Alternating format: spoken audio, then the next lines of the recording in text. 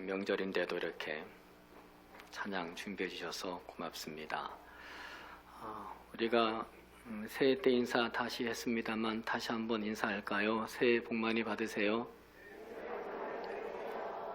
네, 한 번 더 인사합니다. 새해 건강하세요. 네, 감사합니다. 명절이 지나면 부부 갈등이나 고부 갈등이 커진다고 합니다. 이혼 소송 청구가 평소보다 40%가 늘어난다고 합니다. 여성분들의 스트레스가 증폭이 되고 폭발이 되어서라고 합니다. 모 기관의 설문조사에 의하면 명절에 가장 어색하고 불편한 사이가 1위 고부 사이, 2위 시누이와 올케 사이, 3위는 뭘까요? 동서지간이었습니다. 1, 2, 3위가 모두 여성들의 관계인 이유는 그만큼 명절엔 남자들보다 여자들이 힘들다는 것을 반증하는 것일 겁니다. 물론 남자들도 할 말은 있습니다. 속으로 웁니다, 남자들은. 오늘은 특별히 3000년 전에 고부 이야기를 기록한 룻기를 잠시 나누려고 합니다. 성경에서 여성의 이름으로 쓰여진 책이 2권이 있습니다. 룻기와 에스더입니다. 에스더는 그럴만합니다. 유대인이었고 황후였으니까요. 그런데 룻은 유대인이 아닌 모압의 평범한 이방인이었습니다. 그런데 그녀가 다윗의 증조 할머니가 되었고 예수 그리스도의 족보까지 마태복음 1장에 오르게 됩니다. 이것은 거의 불가능한 일입니다. 이 룻기에 세 여인의 이름이 나오는데 나오미와 그녀의 며느리 오르바 룻입니다. 이 세 여인은 모두 다 남편을 잃었습니다. 가난했습니다. 특히 나오미는 남편과 2 아들을 다 잃은 비운의 여인입니다. 그래서 그녀는 말합니다. 나를 나오미라 부르지 말고 나를 마라라 부르라. 기쁨, 즐거움이라는 뜻을 가진 본래의 이름 나오미를 거부하고 이제는 괴롭다, 쓰다의 뜻인 마라로 부르라고 말합니다. 저주받고 버림받은 망가진 인생이라고 생각을 한 거죠. 인생의 낙이 아무것도 없었습니다. 2 며느리도 마찬가지였습니다. 남편을 잃고 자식도 없이 홀로 남게 되었습니다. 지독히도 가부장적인 사회였던 당시에 남편 잡아먹은 여자라는 소리 들을 수 있었습니다. 시어머니도 며느리 잘못 들어와서 집안 망했다 생각하기 쉬웠습니다.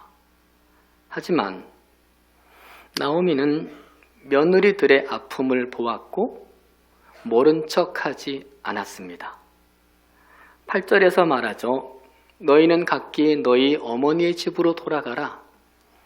여호와께서 너희를 선대하시기를 원한다. 하나님의 축복을 빌면서 친정으로 돌아가라고 권합니다. 며느리 둘 다 친정으로 보내면 자신은 더 외롭고 힘들어진다는 것을 잘 알면서도 보내려고 합니다. 자기 편하자고 며느리를 고생시키지 않으려는 따스한 시어머니의 마음입니다. 이어서 9절에서 이렇게도 말합니다. 여호와께서 너희에게 허락하사 각기 남편의 집에서 위로를 받게 하시기를 원하노라 하고 그들에게 입맞추며 며느리에게 입맞추며 이제 죽은 내 자식은 잊고 새 삶을 살아라. 그동안 시집와서 내 아들들 때문에 고생만 했는데 이젠 좋은 남자 만나서 위로받고 살아라. 이렇게 말합니다. 곁에 있었던 남편 없이 홀로 사는 그 서름과 힘겨움을 시어머니는 알고 있었던 거죠. 13절에서는 이렇게도 말합니다. 나는 너희로 말미암아 더욱 마음이 아프도다. 남편과 오래 살았던 나도 남편 잃고 이렇게 서러웠는데, 근데 남편과 보낸 시간이 짧은 너희는 나보다 훨씬 더 서러웠겠다. 나도 외로웠지만 나보다 젊은 너희는 더 외로웠지. 나도 힘든데 너희는 얼마나 더 힘드냐. 마음 아프다 합니다. 이것이 바로 하나님 믿는 시어머니의 모습이어야 합니다. 아멘을 아무도 안 하셨습니다. 시어머님들 아멘 하시기를 바랍니다. 나오미가 며느리들과 나누는 대화 속에 반복하는 단어가 있습니다. 여호와. 8절에서 여호와께서 너희를 선대하시기를 원하며, 9절에서 여호와께서 너희에게 허락하사 각기 남편의 집에서 위로를 받게 하시기를 원하노라 말합니다. 하나님의 이름으로 며느리들을 불쌍히 여기고 하나님의 이름으로 자부들을 배려하고 축복합니다. 13절에서도 여호와의 손이 나를 치셨으므로 나는 너희로 말미암아 더욱 마음이 아프도다. 하나님이 나를 쳐서 너희가 힘들어진 거라. 내 마음이 아프다 말합니다. 기도 한마디 없이 베들레헴을 떠나 이방 땅 모압으로 갔던 이기적인 내 잘못이다. 10년 동안 신앙의 궤도를 이탈해서 하나님을 놓치고 내 마음대로 살았던 내 탓이다. 그래서 너희를 볼 때마다 너무 미안해서 내 마음이 아프다 라고 합니다. 하나님을 믿는 사람은 믿지 않는 사람과 이렇게 달라야 하는 법입니다. 야고보서 2장 13절 14절에서 말씀하시기를 긍휼을 행하지 아니하는 자에게는 긍휼 없는 심판이 있으리라. 긍휼은 심판을 이기고 자랑하느니라. 만일 사람이 믿음이 있노라 하고 행함이 없으면, 긍휼이 없으면 무슨 유익이 있으리요? 그 믿음이 능히 자기를 구원하겠느냐 말씀합니다. 심판은 반드시 있는 것인데 남을 불쌍히 여기는 긍휼이 심판을 이기게 하고 심판의 날을 자랑의 날로 만든다고 하십니다. 그러면서 만약에 믿음이 있다면서 그 긍휼에 행함이 없다면 그 믿음이 무슨 유익이 있겠느냐? 그 믿음이 구원받을 진짜 믿음이겠느냐 묻습니다. 사랑하는 여러분, 하나님 믿는 믿음의 사람은 마땅히 나오미 같은 시어머니가 되어야 한다는 얘기인 겁니다. 특별히 마음 좋은 사람만이 아니라 믿는 믿음의 사람은 다 그래야 한다는 겁니다. 이론적인 얘기가 아니라 진짜 믿으면 그렇게 해야 한다는 겁니다. 그런데 며느리들도 시어머니 못지 않았습니다. 8절에 너희는 각기 너희 어머니의 집으로 돌아가라. 너희가 죽은 자들과 나를 선대한 것 같이 여호와께서 너희를 선대하시기를 원하며 기록하죠. 며느리들이 죽은 시아버지와 남편들 그리고 시어머니에게 선대했다고 말합니다. 며느리의 입에서 나오는 자랑이 아니라 시어머니의 입에서 나오는 칭찬입니다. 얼마나 선대를 했으면 너희가 나한테 했던 것처럼 하나님의 너희에게 똑같이 선대해 주기를 원한다고 말하겠습니까? 시어머니에 대해서 그런 마음이 있었기 때문에 시어머니를 홀로 고향에 보내지 않고 동행합니다. 그러고 보면 시어머니는 며느리를 힘들지, 아프지, 서럽지 긍휼히 여겼고, 며느리들은 시어머니를 힘드시죠, 아프시죠, 서운하시죠 긍휼히 여겼습니다. 이것이 바로 저주받은 시어머니가 축복을 받게 되고 비운의 며느리가 영광의 며느리가 되는 첫 번째 비결이었습니다. 모두 자기 코가 석자였습니다. 자기 마음 추스리기도 힘겨웠습니다. 그런데 내가 더 딱하다가 아니라 며느리들이 더 딱하다, 시어머니가 더 딱합니다 했습니다. 그들은 아픈 세월을 살아도, 힘든 시간을 겪어도 따뜻한 마음은 잃지 않았습니다. 괴로워도 마음이 냉해지지 않고 마음이 병들지 않았던 겁니다. 본문은 사사시대입니다. 하나님 없이, 왕 없이 모두 다 자기 소견대로 살아가는 시대였습니다. 해서 대부분의 사람들이 몰인정하고 무자비했고 자기 욕망과 자기 감정이 먼저였습니다. 그런 사회 분위기 속에서 이렇듯 긍휼을 베푸는 자들이 있었다는 게 감동입니다. 나도 아프지만 너도 아프구나, 넌 더 힘들구나 생각하는 그 마음이 너무나 하나님 보시기에 감동이었을 겁니다. 해서 하나님, 그들이 잃었던 것보다 더 많은 것을 얻게 하시죠. 다윗의 가문과 예수님의 조상이 되게 하시죠. 사랑하는 여러분, 내가 베푸는 긍휼에는 공짜가 없습니다. 하나님이 반드시 긍휼로 대갚아 주십니다. 갚아주시되 후히 갚아주십니다. 그래서 주님도 마태복음 5장 7절에서 긍휼히 여기는 자는 복이 있나니 그들이 긍휼히 여김을 받을 것이미요 말씀하셨습니다. 왜 하나님이 갚아주는 겁니까? 긍휼을 받은 자는 따로 있는데 잠언 19장 17절에서 말씀하죠. 가난한 자를 불쌍히 여기는 것은, 힘든 자, 외로운 자, 서러운 자를 불쌍히 여기는 것은 여호와께 꾸어드리는 것이니 그의 선행을 그에게 갚아주시리라.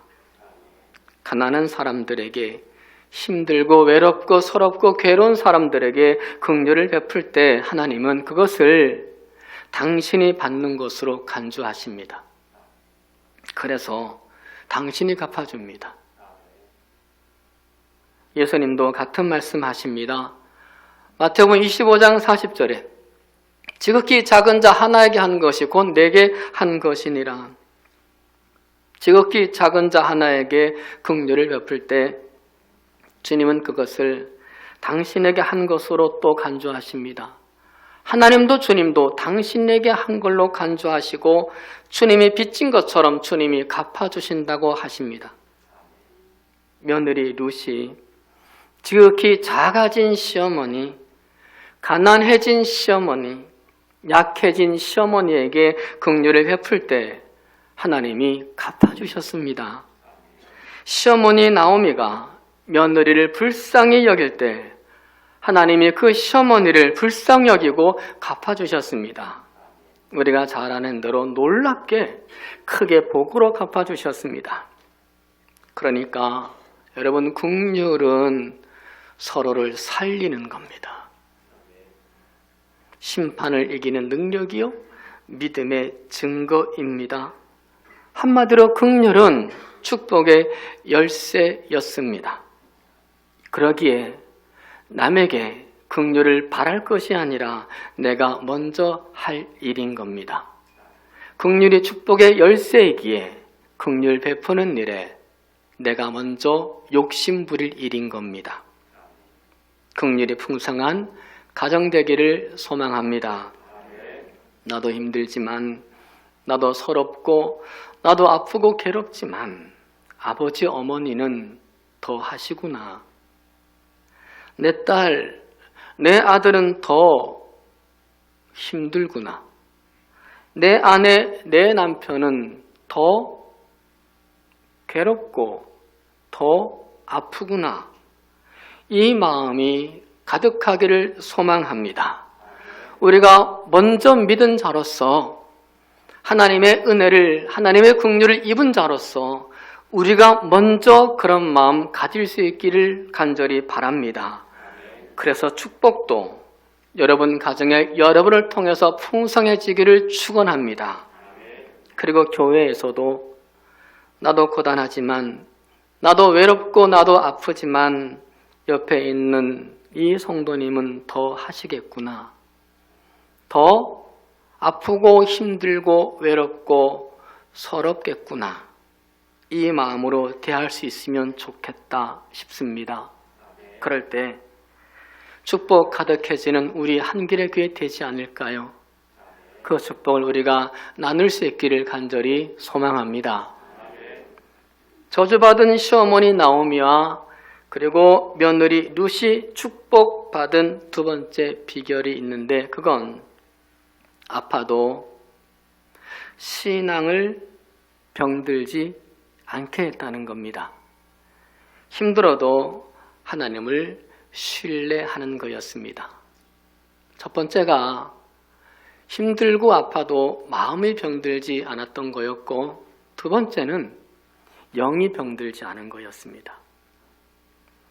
시어머니 나오미와 며느리 룻이 마침내 10년 만에 같이 베들레헴에 귀향합니다.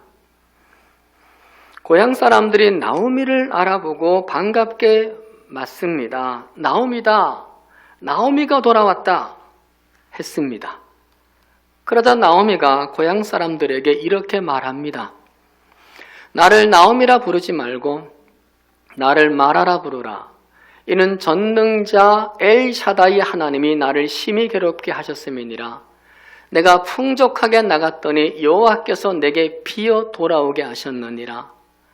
여호와께서 나를 징벌하셨고 전능자 엘샤다이가 나를 괴롭게 하셨거늘 너희가 어찌 나를 나오미라 부르느냐. 제 눈에 두 번 꽂히는 단어가 있습니다. 전능자, 샤다이라는 단어입니다. 하나님을 두 번이나 전능자라고 말합니다. 전능자가 나를 심히 괴롭게 했다고 말합니다. 이 말은 원망이나 불평이 아닙니다. 이 말은 하나님에 대한 처절하고 뼈아픈 믿음의 고백입니다. 삶에서 우러난 믿음의 고백입니다. 10년 동안 힘든 일을 겪으면서 10년 안에 모든 것이 다 망하면서 하나님에 대해 깨달은 고백입니다. 10년 사이에 남편이 죽고 멀쩡하던 두 아들이 죽으면서 깨달은 고백이었습니다. 도무지 이해되지 않는 이 상황은 하나님이 아니고서는 생길 수 없는 일이다. 내 힘만으로 사라지는 게 아니구나. 모든 건 전능자 하나님 손에 달려있는 거구나. 뒤늦게 깨달은 그 믿음의 고백이었던 겁니다. 그래도 얼마나 하나님이 야속했을까요? 엄청난 상처와 좌절이 있었음이 분명합니다. 그런데 그럼에도 불구하고 돌아간 그 고향에서, 수치스러운 모습으로 돌아간 그 고향에서 처음으로 한 말이 전능자 하나님 엘샤다이였습니다. 성공하고 출세하고 돈 많이 벌어서 고향 사람들에게 내 하나님이 전능자 하나님이라고 말하는 게 아니었습니다. 호전된 건 아무것도 없습니다. 이제 거처할 것도 없고 끼니도 걱정입니다. 생계도 막막합니다. 그 밑바닥에서 엘샤다이라고 말합니다. 그 절망의 자리에서 엘샤다이를 고백합니다. 수치스러운 모습으로 그 자리에서 고향 사람들 앞에 엘샤다이, 나의 하나님은 전능자 하나님이라고 말합니다. 10년 동안 하나님을 거역하고 살아서 염치가 없어서 차마 전능자 하나님이 나를 도우실 것이라는 말은 못했습니다. 하지만 속마음엔 전능자 하나님이 나를 살리시고 회복시켰으면 좋겠다. 그리할 능력 있으신 전능자이신데 신랄 같은 희망을 품고 고백하는 겁니다. 아파도 망해도 죽어도 하나님을 신뢰하게 되었습니다. 하나님 없이도 잘 살 수 있다는 객기를 이제 완전히 내려놓았습니다. 그리고 오직 하나님만 바라보고 있습니다. 그러자 하나님이 아시는 대로 나오미의 인생을 싹 바꾸기 시작하셨습니다. 이 믿음은 믿음 생활 오래 하지 않은 며느리 룻에게도 있었습니다. 16절 17절에 어머니의 하나님이 나의 하나님이 되시리니 어머니께서 죽으시는 곳에서 나도 죽어 거기 묻힐 것이라. 만일 내가 죽는 일외에 어머니를 떠나면 여호와께서 내게 벌을 내리시고 더 내리시기를 원하나이다. 시어머니가 너희들 이제 고향에 돌아가서 새 출발을 하라고 하자 며느리 룻이 한 말입니다. 어머니의 하나님이 나의 하나님이십니다 말합니다. 쉬운 것 같지만 쉬운 게 아닙니다. 룻은 시집 와서 하나님을 알게 되었고 시집 와서 하나님을 믿게 되었습니다.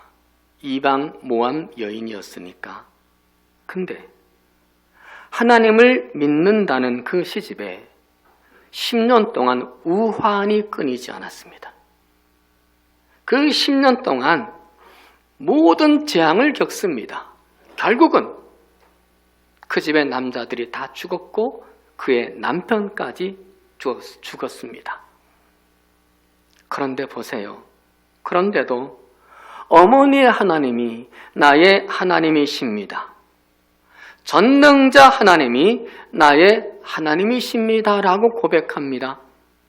그리고는 내가 죽는 일 외에는 어머니를 떠나지 않겠습니다 말하죠. 이 말은 내가 죽어도 전능자 하나님을 떠나지 않겠습니다의 말이기도 했습니다.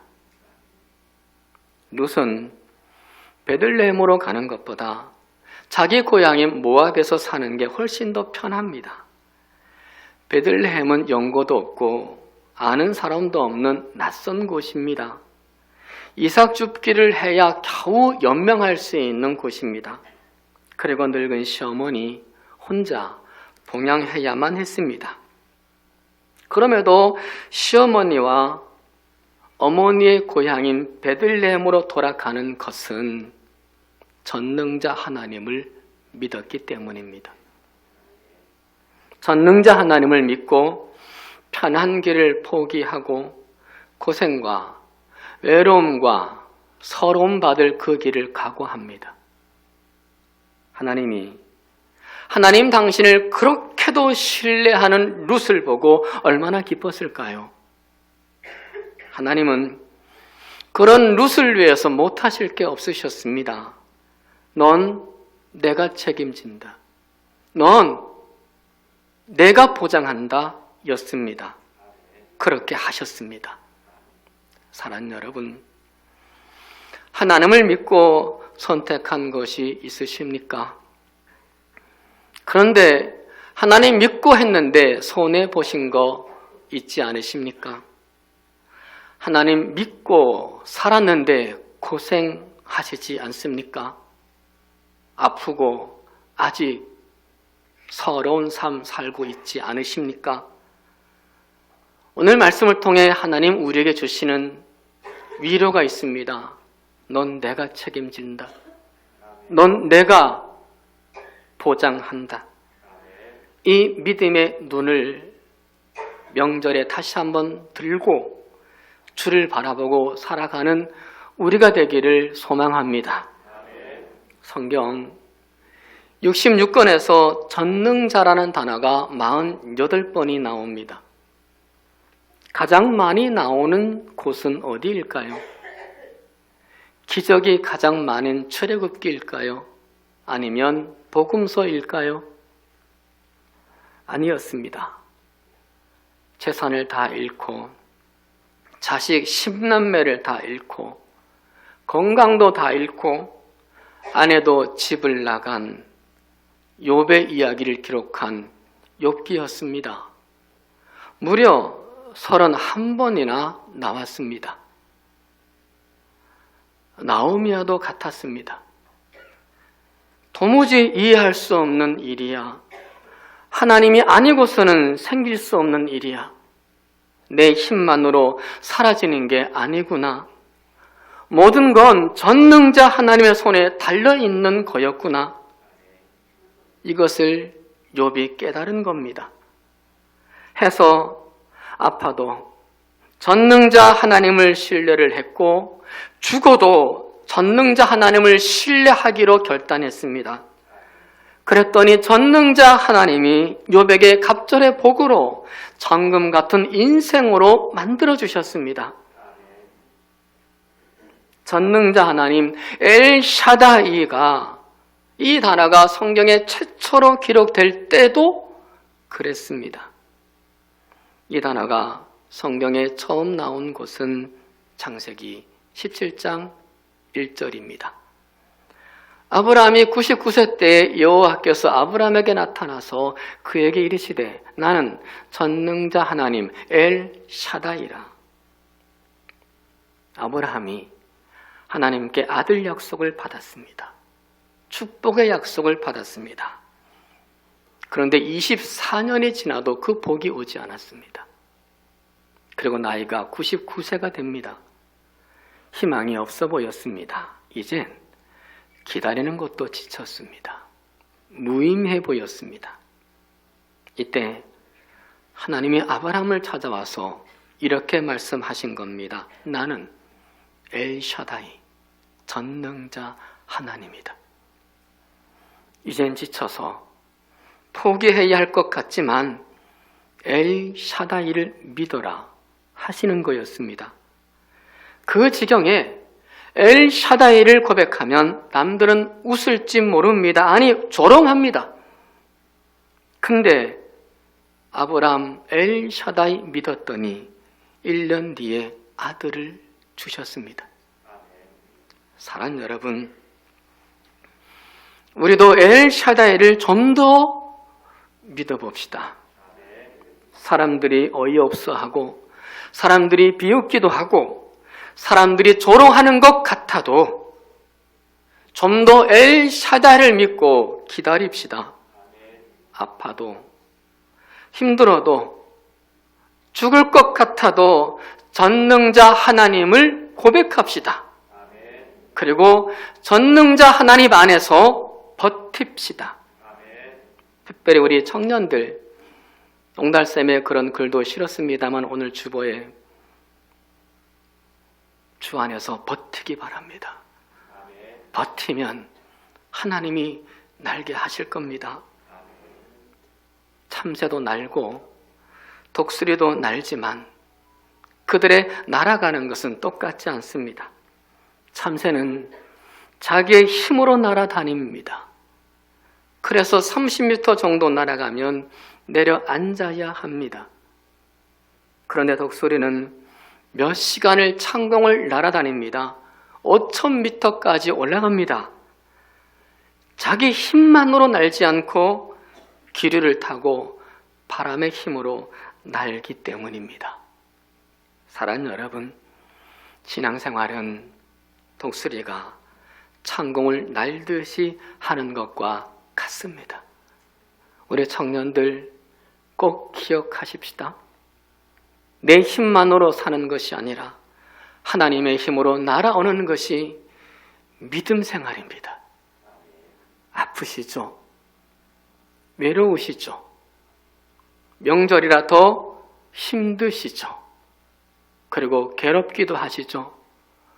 또 명절이라 서운하기도 하시고 서럽기도 하시겠죠.